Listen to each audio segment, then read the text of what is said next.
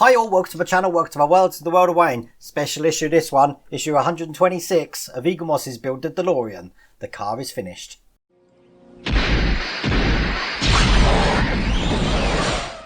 Now I will show you what this magazine's got inside it in a second. I just want to talk about it. As you can see on here, we've got the last bits of the fins at the back. And it does show you in the next issue, put it round like this, that we've got parts for the plutonium box there. So when obviously the plutonium box is fixed, it's just all accessories that we're putting on the car now.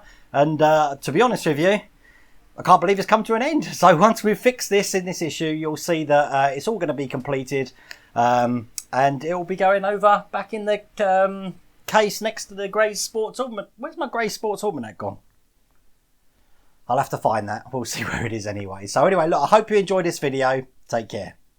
So let's show you what we got in the last magazine for the car. So we've got the vents, we've got 4 screws here, and all we're going to be doing is putting the vents in. These just push in, they're not attached, and then we're going to put the bottom grills on for these vents here, and they're only going to be held in by 1 screw. Once that's in, the car is complete.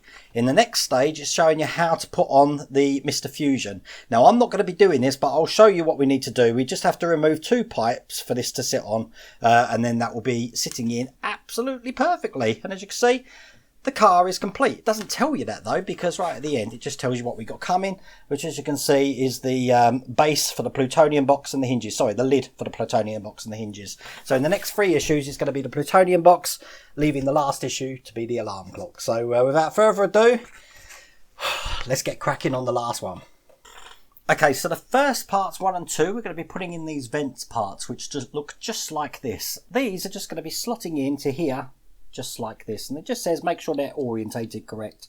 So when they're in, it will push all the way down so that there's a flush edge here, there's nothing sticking out. And simple enough, we're just going to be doing the same on the other side, just like this. Oops. And once they're in, it holds itself in. That looks pretty cool, doesn't it? I really do like that already. And then sadly, the last things we've got to do is just putting in these little bottom vents in here. So when this part goes in, we've just got 1 pin there, a lug to put into this hole here, and then a screw to put in that one there. And it's the same on the other side. So once we've got that in, just get this on the other side as well. Now I don't mind saying that did take some pushing around to get that in there. So we've got the lugs in, that's holding it on. And then we're going to be securing the last vents in here with NP screws, which are provided in this pack. So these are just going in here like this. So put 1 in this side here. Nice and tight.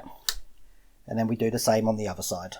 And that's the last one in there. And what we're going to do is we're going to mirror it with the other side here, doing exactly the same thing. We're going to put this over the lugs, making sure you're orientated away. So these little divots that come out here are actually going against the vehicle. So I'll put that in. First lug that side. Now I had to cut away there because that was so hard to put in, but I'm going to show you a photo of it all completed. I think the tip that I could advise you is to make sure your reactor plate is flat, and the little bar that goes down the centre of the vents, make sure that that is actually in all the way and flush to the tailgate lights, and then you shouldn't have problems putting that last bits in. But I'm sure I've made that a lot harder than it needs to be. Let me just show you now how we put the Mr. Fusion on. So to put the Mr. Fusion in, what we do is we're going to take out these 2 pipes that were in here. There's one this side as well.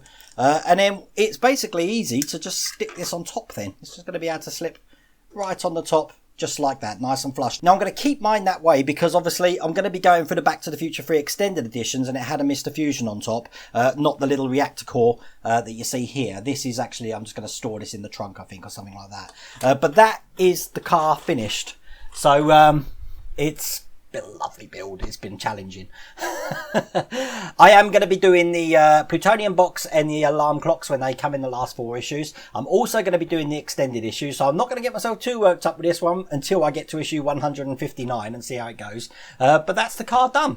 I will be doing a showcase on issue 130 with all the lights and whistles and stuff like that, a little bit like I did with the R2-D2 as well.